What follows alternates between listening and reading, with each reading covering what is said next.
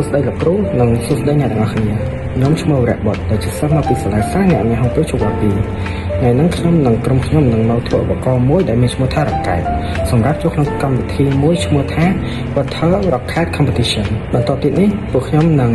ធ្វើបទបង្ហាញអំពីរបៀបធ្វើសម្ភារៈដែលត្រូវប្រើប្រាស់ក្នុងការធ្វើរ៉ាកែត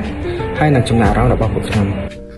ជាកិច្ចចាប់ផ្ដើមយើងខ្ញុំសូមលំអរកាយគ្រប់ជាសួរទៅដល់លោកគ្រូអ្នកគ្រូនៅសិស្សនិស្សិតទាំងអស់គ្នាដែលមានវត្តមាននៅទីនេះជាទីមេត្រីនាងខ្ញុំឈ្មោះហុកស្រីនាងហើយដែលមានសមាជិកក្រុមម្នាក់ទៀតឈ្មោះចាមរៈបុត្រថ្ងៃនេះដែរយើងមកនិយាយពីចំណាយរ៉ារបស់យើងក្នុងការចូលរួមកម្មវិធីប្រកួតប្រជែងកំជ្រួចទៅលើកទី1ក្នុងឆ្នាំ2026កម្មវិធីនេះបានផ្ដល់ឲ្យយើងនៅចំណេះដឹងទូទៅ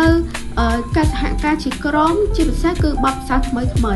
ចឹងពួកខ្ញុំពិតជាមានអារម្មណ៍សប្បាយរីករាយខ្លាំងមែនទែនដែលបានចូលរួមក្នុងកម្មវិធីនេះហើយនាងខ្ញុំនិងសមាជិកក្រុមសង្ឃឹមថានឹងមានលើកក្រោយក្នុងការចូលរួមកម្មវិធីបែបនេះតទៀតឥឡូវយើងមកទស្សនាអំពីការធ្វើកំជ្រួចទឹកទាំងអស់គ្នាសម្ភារៈរបស់យើងមានដូចជាដបកូកា2ដែលមានចំណុំ1លីត្រកន្លះក្លេស្កុតកន្ត្រៃនិងកាបិតឡាំងហើយ spray ពណ៌ glue gun ហើយនិងជញ្ជីងចឹងមុនដំបូងហ្នឹងគឺយើងកាត់ក្បាលដបទឹកនឹងសិនចឹងនេះជាផ្នែកខាងលើរបស់ដបទឹកកូកាដែលយើងកាត់បានបន្ទាប់មកយើងត្រូវតែកាត់ចុងផ្នែកខាងលើរបស់ដបទឹកកូកាដើម្បីយើងចូលជំហានបន្ទាប់មួយទៀត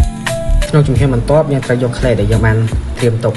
យកមកថ្លឹងជាមួយជញ្ជីងដើម្បីយើងដឹងបរិមាណណាមួយរបស់ក្លេដែលសមស្របមកបិទធ្វើជារាងក្បាលរ៉ាកែតដែលបរិមាណរបស់ក្លេដែលយើងទទួលបានគឺមានចំនួន11ក្រាមនេះជាក្លេដែលយើងបានថ្លឹងរួចបន្ទាប់មកយើងត្រូវបំបែកវាដើម្បីធ្វើចេញជាទម្រង់ក្បាលរ៉ាកែត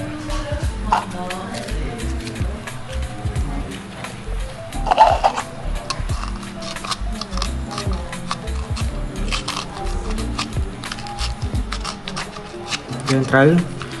សង្កត់យ៉ាងណាឲ្យវាមានកំហាប់ណែនល្អ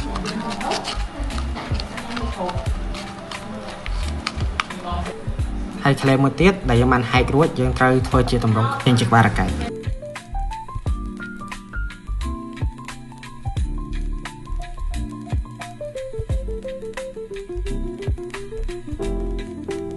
ជំហានបន្ទាប់យើងត្រូវការកាត់ឡើងដើម្បីធ្វើស្លាបរបស់រ៉ាកែតចំនួន4ហើយបិទជាមួយនឹង glue gun ពេលដែលយើងបិទរួចហើយយើងកុំភ្លេចដាក់ដុំថ្មឬក៏ដុំគ្រួអីតូចៗដើម្បីទប់លំនឹងខាងមុខផងវាផងហើយវគ្គបន្តទៀតហើយយើងកុំភ្លេចបិទស្កុតខ្មៅក៏បានស្កុតអីក៏បានដែរឲ្យតែយើងមានហើយបិទស្កុតហើយគឺយើងត្រូវការបាញ់ពណ៌ព្រោះសម្រស់របស់រ៉ាកែតអាស្រ័យទៅលើពណ៌ព្រោះវាហ្នឹងហើយ